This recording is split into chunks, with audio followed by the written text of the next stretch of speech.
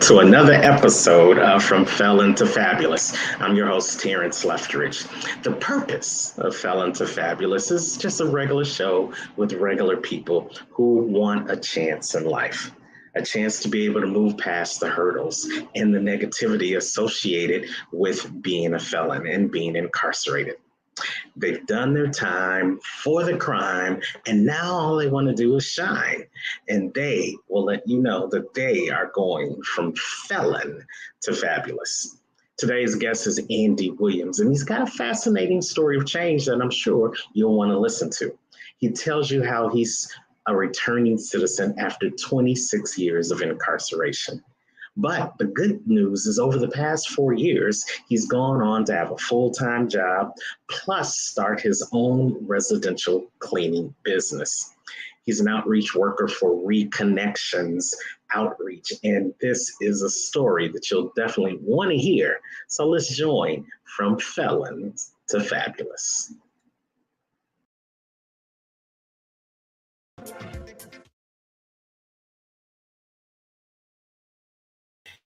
Hey, it is an unstoppable day. Welcome to another episode of From Felons to Fabulous. It's all about the mindset. I am your host, Terrence, the unstoppable Coach Leftridge, along with the beautiful, vivacious, and ever entertaining, the professor herself, Brenda Ringwood. Hi, Brenda, how are you? I am absolutely unstoppable. I love it. I love it. Check is in the mail. And we are so excited to have another episode from Felons to Fabulous. We're going to have another exciting show. But as always, we want to give you guys an idea of the purpose of From Felons to Fabulous. So Brenda, tell them why this show has been created. It's created because we're just regular people that want a chance in life. And there are challenges and roadblocks put in a felon's life that stereotypes them, that bring negativity and brings all these things that are hurdles for us to jump over just to have a normal life. And it's not right. It's time to be heard because people can change. If a person who is not a felon changes, we tend to accept that, right? Yeah. But we don't want to accept the fact that somebody's been to prison can change. And we're just people. And change is possible if the individual wants it. Absolutely. And this show is all about change. And we know that there are felons that have done their time for their crime and now they want to come out and shine, but they struggle with what to do now that they have been re-entered back into society. So this show, we bring on ex-felons who are doing fabulous things in their life, in their community, in their country, wherever they are, so that you can know that if they can make the change and they can go from felon to fabulous, if you stick and stay, take notes and put things into action, then you can go from felon to fabulous too. Now we have another great guest. So Brenda, why don't you introduce this phenomenal person and then we'll jump right into our interview. You know, this guy, I met him a couple weeks ago. He was a connection of a connection. And he's got a fascinating story because he's truly changed his life. And when I say that, he went out, he got a job. He went out and became productive. He also went out and gives back to his community. Not only does he do that, he's also started a business on the side, which is turning into his regular income. That is what the American dream is all about, right? Absolutely. And you said it was a connection of a connection, and this wonderful guy is creating ReConnections with people who are coming back into society each and every day. So let's welcome to the stage the outreach director of ReConnections himself, Mr. Andy Williams. Hi, Andy. Hello. How are you, sir? I'm doing excellent. How are you? Well, we're doing fine. Thank you so much for taking some time out of your schedule to join us here on From Felons to Fabulous. And what we like to do at the beginning is give people an opportunity to introduce themselves to our audience, because we know you can introduce yourself way better than what we said in the script. So take about 30 seconds, Andy, and let them know who you are. Thank you, Terrence. Well, my name is Andy Williams. I am a returning citizen, as they've already said. Currently, I'm outreach director for a nonprofit called ReConnections that does help returning citizens, men and women, trying to reenter into society through coaching, education, and employment. I also have a full-time job, and as she said, a cleaning business, a small commercial residential cleaning business, and a proud grandfather, husband. And yeah, that's a little bit about me. That's nice. That's nice. But before we actually get started, tell us how long you served and where you served your time. So I served my time in Michigan, and I served 26 and a half years inside prison. It's a long time. I was incarcerated in 1992, and I was released in September of 2018. And since then, look what you've accomplished in just 4 years. Yeah. Yeah. I truly believe, I love, Bryn, when we talked about, our definition of fabulous and it being about mindset. And that was just one of the things I enjoy so much, is that we have the ability any second, any day, anytime, any of us, to completely change our life. All we have to do is make that decision, and a lot of times we may focus sometimes, and maybe bad decisions get more attention. But, you can make good decisions for your life just as quick as you can bad every day. And that's just something that I've learned and I embrace. I think one of the things that really stood out to me doing time, there's a lot we can unpack, but was the freedoms. And the first thing that I found was my spiritual freedom, truly. But then there's other freedoms, there's social freedom, there's financial freedom, there's physical freedom. And, you spend all those years, and what I tell guys, men and women, to make decisions for yourself or to do things that truly, meaningful things for your life, for your family, because it truly is out of your control. But then upon release, you've been empowered again, Brent, as we've talked about, to do, some of the things I'm doing. And, I only share with the other men and women that success to me truly is it's different for everybody. We all define it differently. It means different things to us. But I think when we can get to a place in life when we're doing exactly what we want to do and we're happy, I believe that individual is successful. Happiness is key. And you said exactly what I preach about. I tell people all the time, my definition of success is happiness. Because without happiness, none of the other things matter. If you're miserable, what's the point?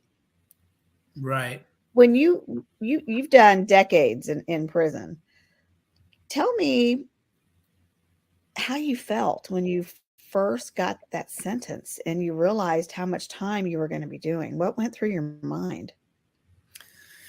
Well, I was 17 years old when I received that sentence. I received 32 to 50 years. And I think if I had to use one word to describe that feeling, it would just be hopeless. At 17 and, have never been in trouble, never been to jail or prison. And just to know that you're going to do life in prison, it's hopeless. That was exactly the feeling.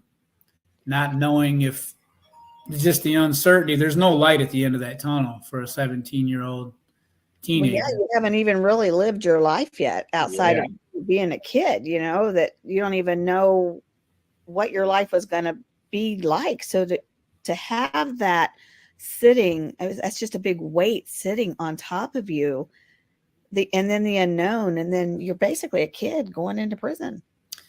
And that was some of the challenges coming home. And I know that's some of the things that you talk about and deal with. And it's just having zero life experience. When I went to prison, I lived with my mother, and I'd never rented, had an apartment, never owned anything. I don't even think I ever handled more than $200. I mean, as far as cash is concerned, just no life experience. And on top of that, growing up without, I had a stepfather. It was a poor relationship. That's kind of a long story. But I mean, most young men, or well, women too, but growing up without a father, they have an old proverb that says, anyone that doesn't teach his son a skill teaches him to be a thief. Wow. And I've always thought about that, I just, at that age in my life, I didn't look up to anybody. I had no role models. I had no father.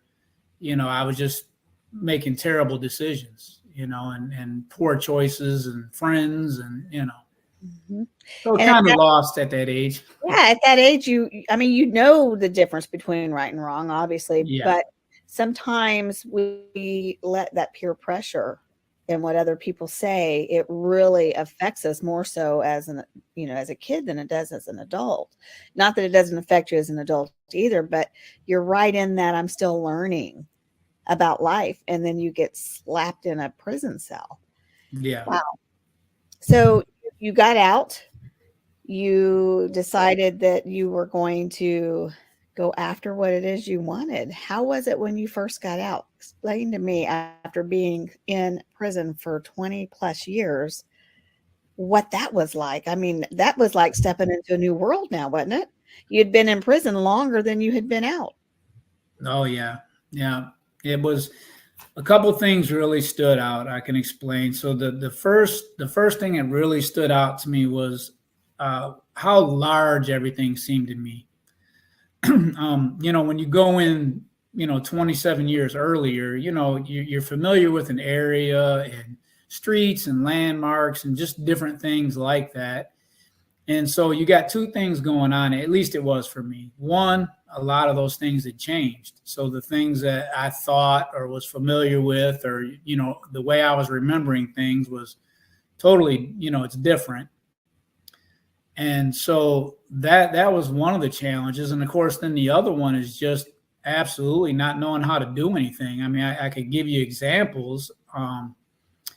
One, just so I wear glasses, and I don't like wearing glasses, so I had to wear them for years inside. And when I come home, and fortunately, I was married inside. That's another story with my wife that I've known for years.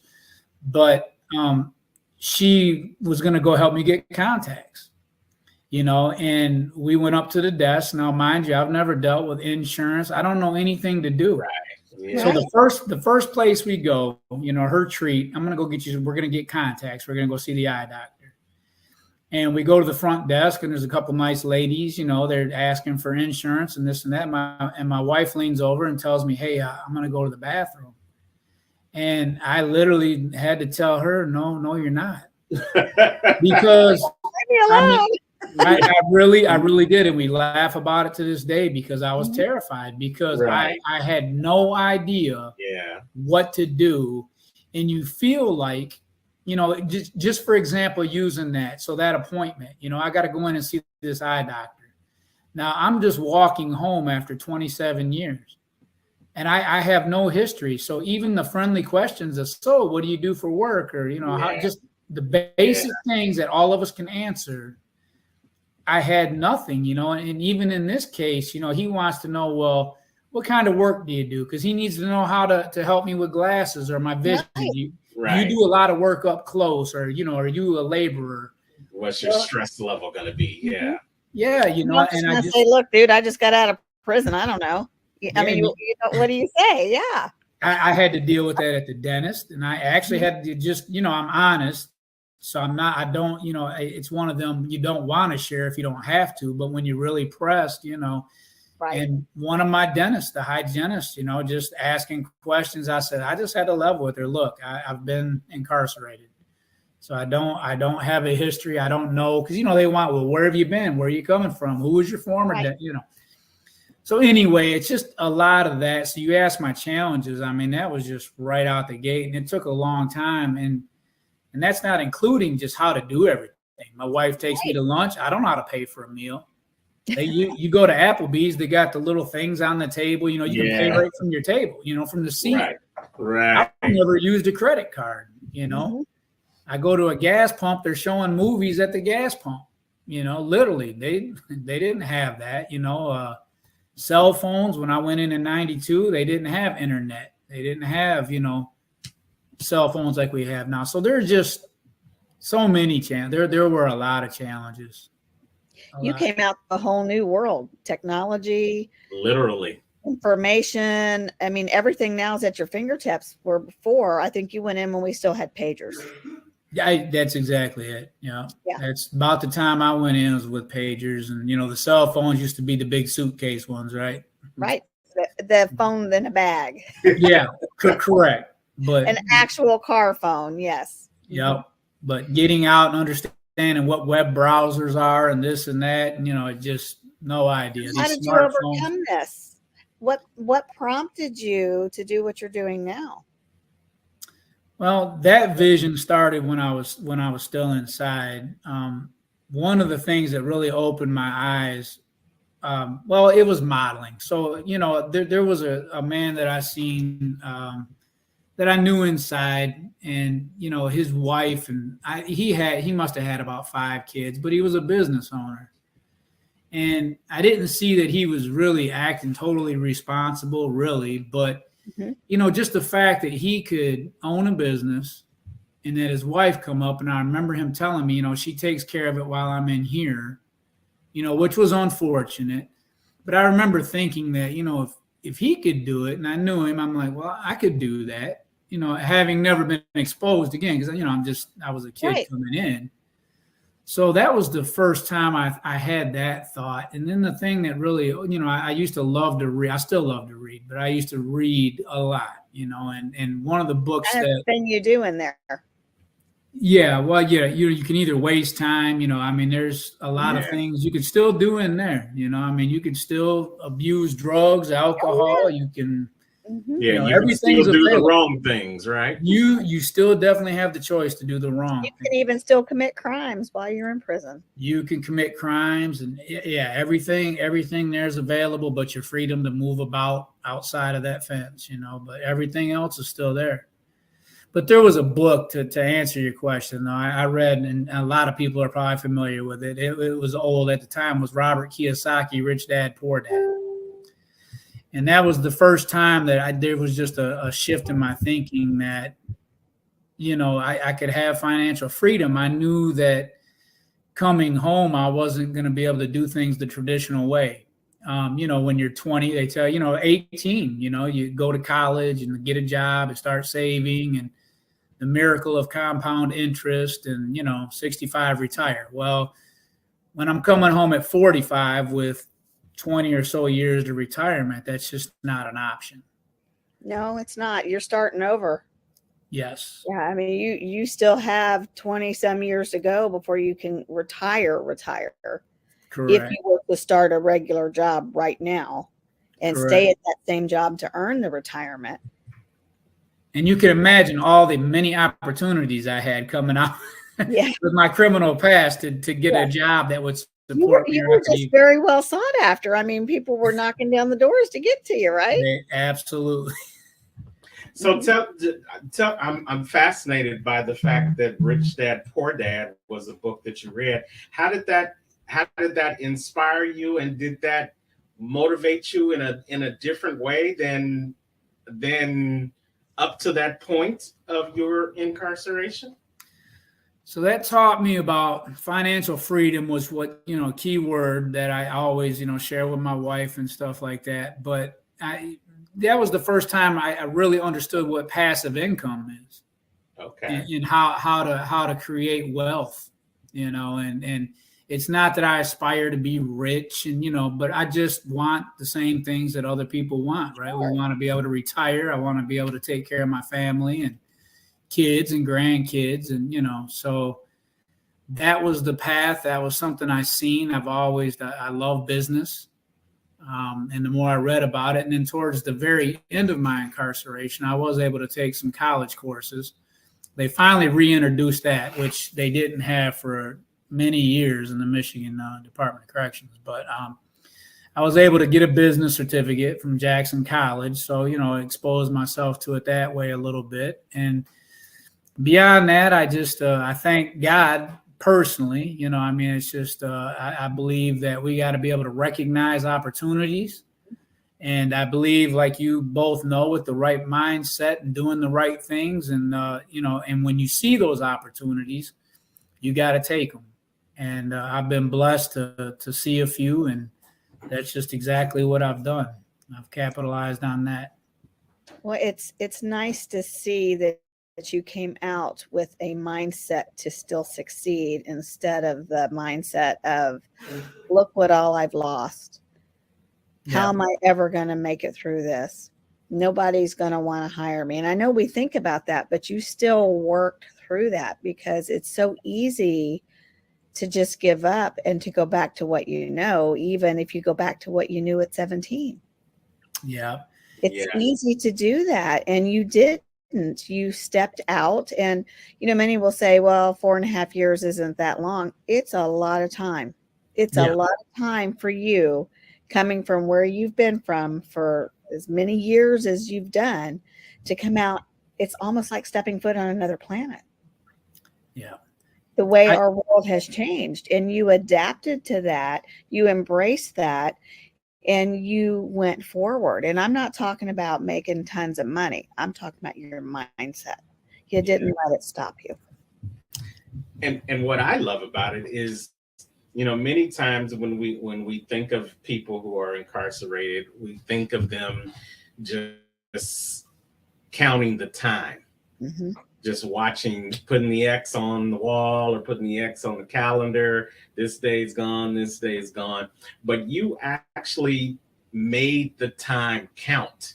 You didn't wait till you got out to make something of yourself. You started the process of making something of yourself. You started changing your mind, and you started filling your mind with positive things, with inspirational and aspirational things. And then you moved into, as soon as that opportunity to get college credits and get some courses under your belt, you took that opportunity, where there's probably some other people that didn't take that same opportunity. Do you feel what you did behind bars helped you become the fabulous person that you are today? I think it's really, Terrence, shaped my life. I think there's a process to time. I mean, you go in, there's a lot of adjustments. And I think the hardest thing about doing time is what we find out, especially if you do a length, is that you find that you're existing a lot of times. And that's a hard thing for human beings to do, to just exist in something that they feel is meaningless and no purpose. It's tough, and I think prison is especially hard on men and women that want more. So what I mean by, like, if you don't want anything, a lot of men and women can do good in prison, right? They give you a few games and you can lift some weights and hang out with your friends. But I think when you get to the point in your life that you really want something for yourself, for others, you want to make a difference. And I think when you find men and women in that position, that generally, when we recognize and realize, that we've hurt people and just, the things that we've done, there's that desire to want to change and make things right. A lot of people, I think, in my opinion, that people, and I see that a lot in the work that I do with the men and women coming out of prisons and jails, is that the ones that have changed their mindset, they want to make a difference. They want their life to count for something. And so I feel like that did that for me. Just existing in there it's torture. It's not even the conditions. It's not all the other things that could go wrong, but when you're just forced. But on the flip side of that, Terrence, I think there's, when I say spiritual freedom, I mean, there's that. And then there's just freedom of mind too, right? So, I mean, you can't lock the mind up. Nope. And as you touched on, everything you put in, I believe 100%. That's why I love this show. It is mindset. 100% it's mindset, because you can take people. It's not the environment. You can take different people. Take two guys that were in prison for 30 years and you come out, one does great, one don't. It's mindset, and I've always believed that If you have, and it's a saying I'm borrowing, I know it's been said many times, but if you have a strong enough why, you can overcome any how. Absolutely. That's right. So Absolutely. coming home and wanting things, I'm going to do it. That's just all there is to it. I'm going to do it, and it's the way you see it. So, you get to think negative or positive. So I see everything that comes into my life. It's a learning experience, and that's just all it is. I don't see it as something going to set me back. It's just an opportunity to see what's right or wrong with the situation and just keep moving, because everything I'm doing in my life should be moving me towards my goals. Absolutely. You did something most people won't do when you got out. You went back to working with people that are coming out. Some people want to get as far away from it as possible, but you chose to help those that are re-entering society again. Why that? Years ago when I was and it happened to me personally too, there's a lot of prisoners that experience. So there's a process of losing everyone you love. I mean, this is just common. And in the way I look at this, all they have to do is go into a prisoner's visiting room in any facility, probably in the United States, see how many people are in that visiting room, look at the population. So, if you got a population of say 1,500 in Michigan, you might have 20 guys that regularly have people that come up and see them and love them. I mean, the visiting rooms aren't that big. Mm-mm. And there were a lot of lifers. And something I noticed too is that there's a lot of people that even though they've made a mistake, Bren, that's why I like how you opened up the show. Even though they've made this mistake, people change their lives, even in prison. Some of the best men that I look up to and admire are still in prison and never getting out. They're never getting out. And I know for a fact, if they had that opportunity, that they would do well.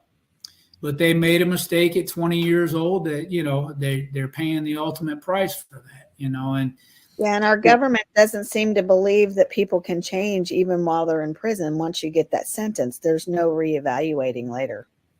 Correct. And I realize it's tough. I mean, I want to look at both sides of it. I don't want to be biased and think, because there is public safety, there's a lot of things to be concerned with, but we also have to know that people can change, and they do change, and we should be able, everybody at some point in their life has needed a second chance, everybody. Right. And if we unpack it, we can sit down and talk to anybody, and we've all got a second chance somewhere. So the reason I do the work, to answer your question, I mean, kind of circling back, Scott, I told myself a lot of guys that go through the system, they complain, they hate the system, they hate the abuses, they hate just a lot of stuff. And I had friends in there that I know needed help, and I know the system needs to change, and it's necessary. Don't get me wrong, the system is necessary. But there's things about it that could change, and I know that we can make a difference, and I think nobody, we used to have people that would come in. I'll give you an example of something. I mean this in the best way, but you have people come in that are degreed up. They run programs, never been in trouble a day in their life, but they don't get it, and we used to tell them, and respectfully, because I love them and they know it, but I would tell them, look, I can get your degrees and I can get the things that you're coming in with, but you can't get what we have in here, so the ability to be able to relate and understand and help others that are re-entering society, some of the challenges. I've asked God, and my goal for my life is just like people have modeled for me. Part of my motivation is to be able to model for those men and women that are coming out, to show them exactly what you're talking about on your program. A lot of people that know me, I tell them no limit thinking. You can do anything. And I believe that, any of us, if you have a strong enough desire and you want to do it, you absolutely can do anything. You sure can. And the will and the drive to actually make it happen is your mindset. Correct. It is your mindset. And you can stay stuck and you can stay living in the woe is me. But where's that going to get you? And, you said it. When I got out, the first thing that I wanted to do was bury my head. I was embarrassed. I'm going to run into people. My mom said, do you want to go into McDonald's? Because I wanted McDonald's, right? And I said, no, let's just go through drive-thru. And she looked at me and she says, no, we're going inside. And she knew that I was wanting to hide. And she said, you did your time. Get over it. And she said, if people have a problem with this now, it's their problem.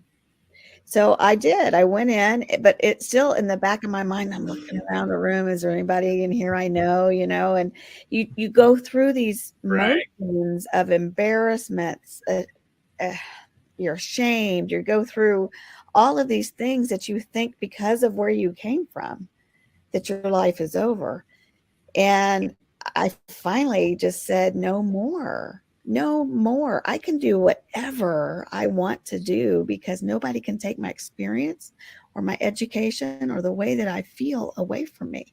And when you said spiritual, I had my come to Jesus meeting while I was in there many times. I mean, many times, like for the first year, right? I was a believer before I went in, but my life was so deep in sin that you wouldn't have known it. What was coming out of my mouth was not the way I was acting, right?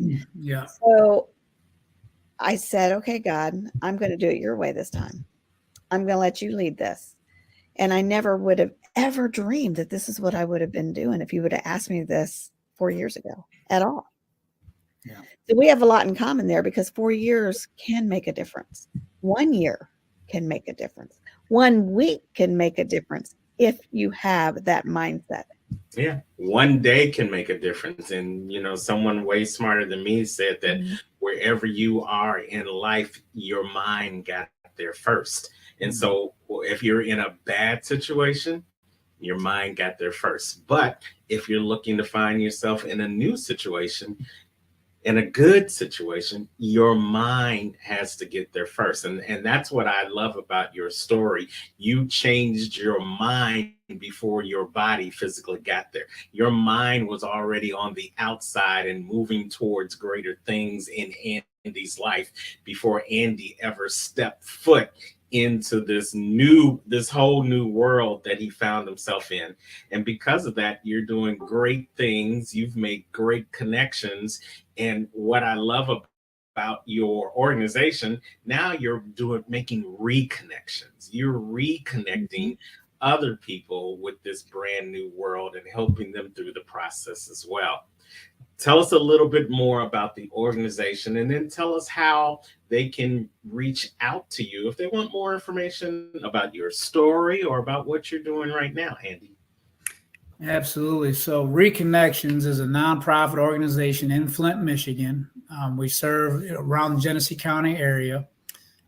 We help people each year in Flint. There's about 400 people that are released, returning citizens come home to Flint, Michigan. And out of about them 400, there's about 100 that reach out for help. I'll back up to say this. When I was ready to come home, so now you guys know I went in at 17. And when I come home at, a week from being 44 years old, I asked them what resources were available in Genesee County. Now in Detroit, I know you're familiar with Detroit, Michigan. There's a few things down there, you can go here, there, but in Flint, I remember them telling me there was nothing.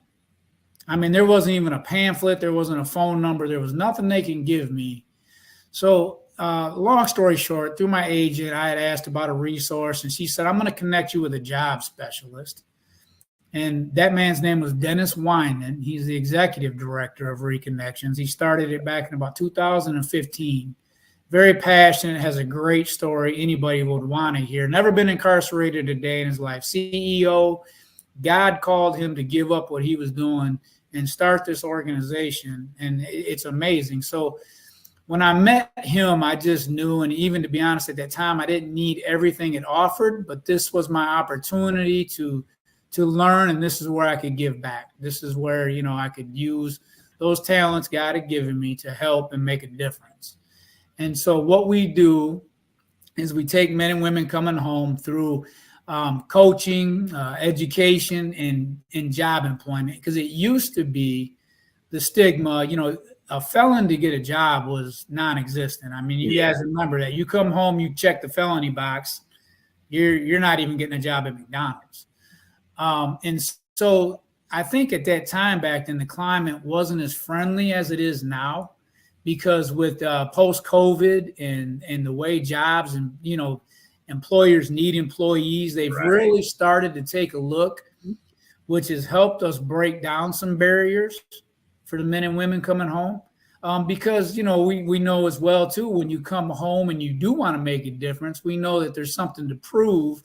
And generally, and not to stereotype, but these men and women work very hard. They're, in fact, they'll work much harder than somebody who hasn't been through something or doesn't need it, you know. Because they don't value it. They don't value it, you know. And so we know that we got to work harder. We come out of the system knowing that we're going to have to really work if we're going to catch a break. So what this organization does is it guarantees a job. You know, the director has worked with a number of employers. I've explained the different levels of offenses and what we're trying to do.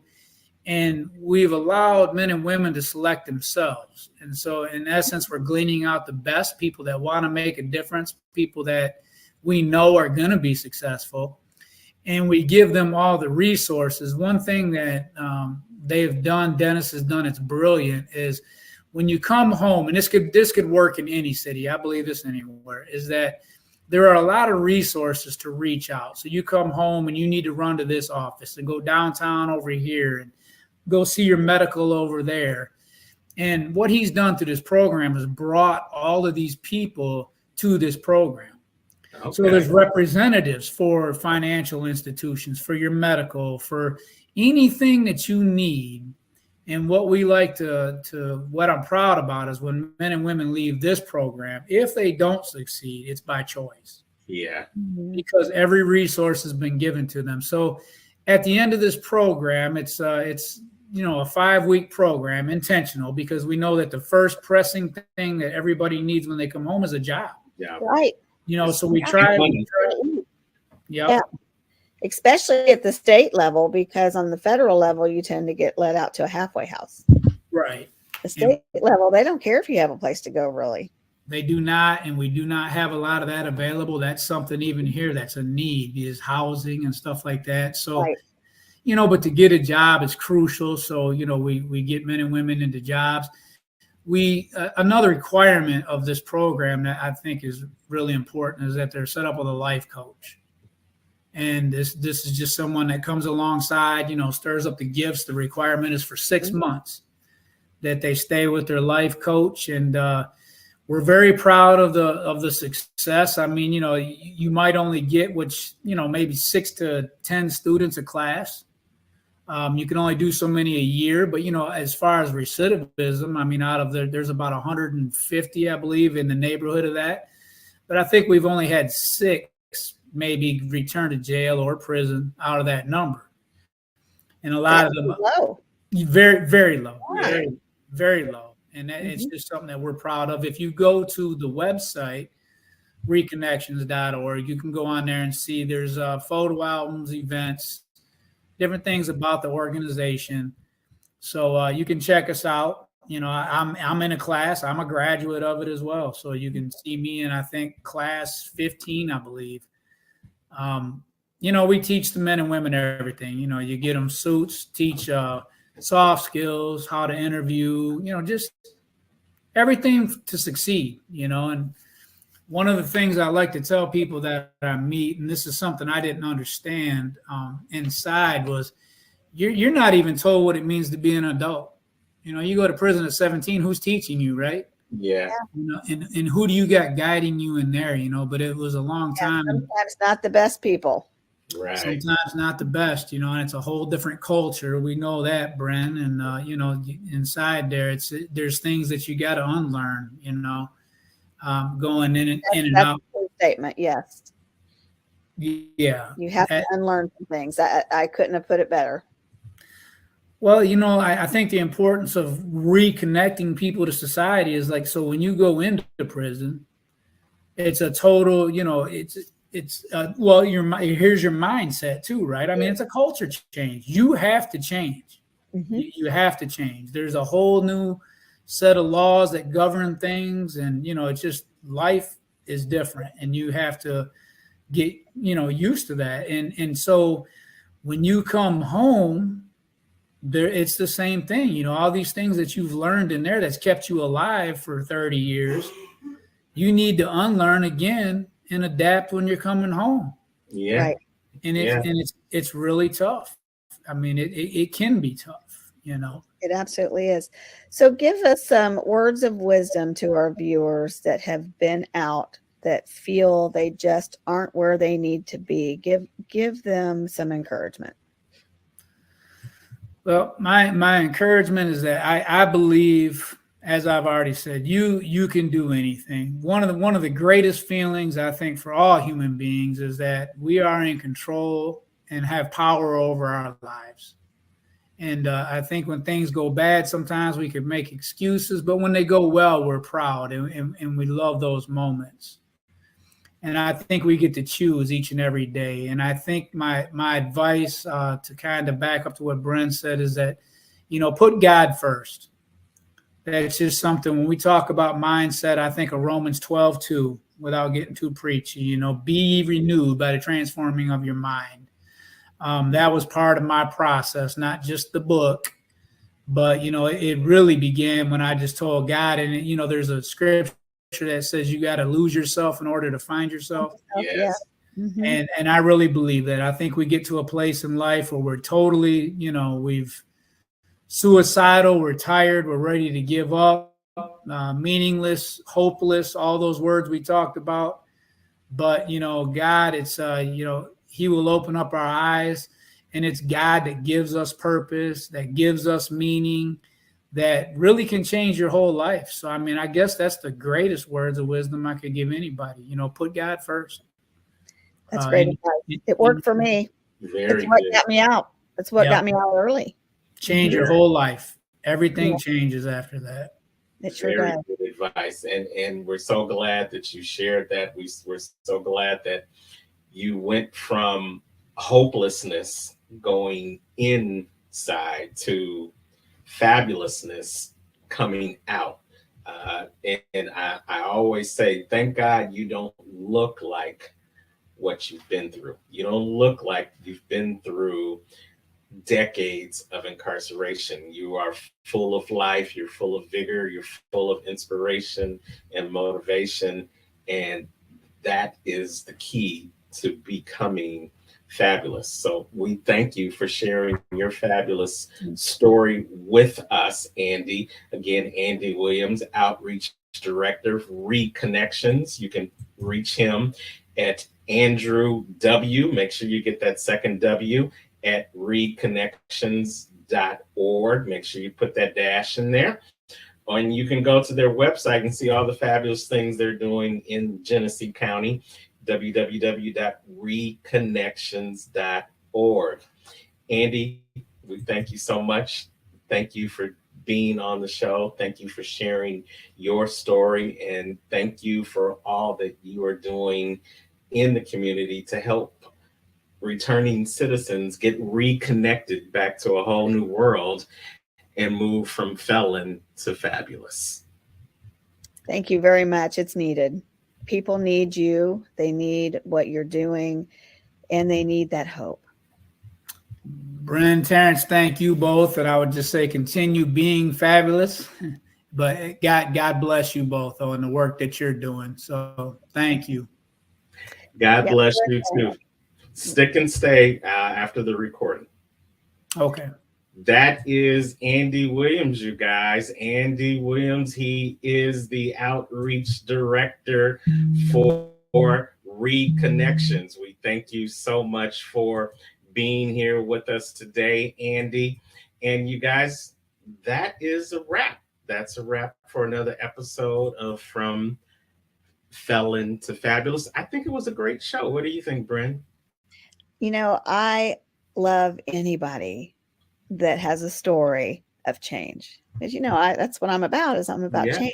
But, with change, you have to have forgiveness. You have to have acceptance. And you have to have a vision. People say, what do you mean I have a vision to change? You got to know where you're going. Yeah. You don't know where you're going. If you don't know where you're going, then what's the point, right? Yeah, and as Andy Yeah. said, you've got to have that. You have to have that mindset to go from just existing to living, That's right.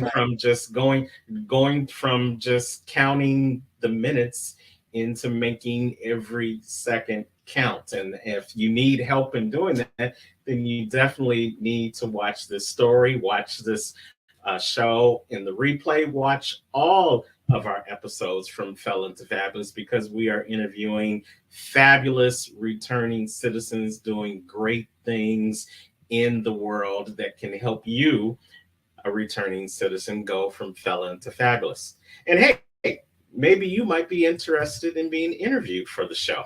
Well, we want you to just go on over to FromFelonToFabulous.com, fill out our contact form, give us a little bit of information about your story, and who knows, you might be the next guest on From Felon to Fabulous. You can get that contact form by going over to our website, which is scrolling on the screen at the bottom, www.FromFelonToFabulous.com. I've been your host, Terrence, the unstoppable Coach Lethbridge, with the impeccable professor of change herself, Brenda Ringwood. This has been another episode of From Felon to Fabulous. Take care. Bye, guys.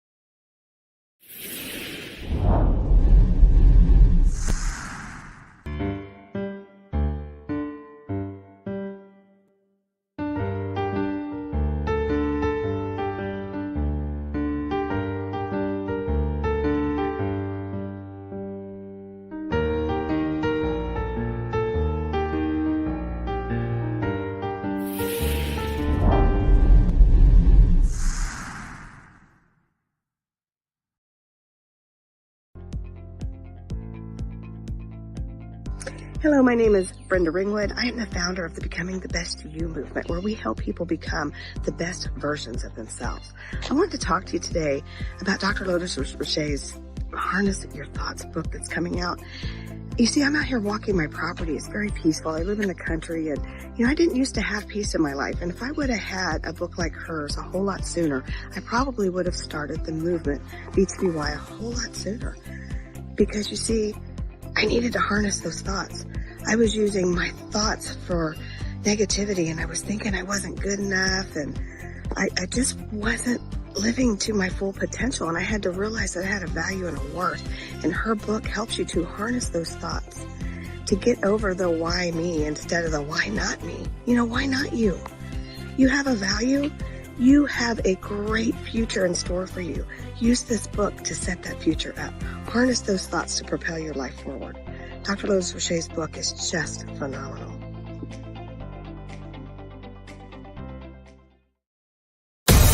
She Exists magazine, one of America's fastest growing publications, the best in travel, fashion, food, and entertainment from around the world. Check out our first edition of He Exists magazine.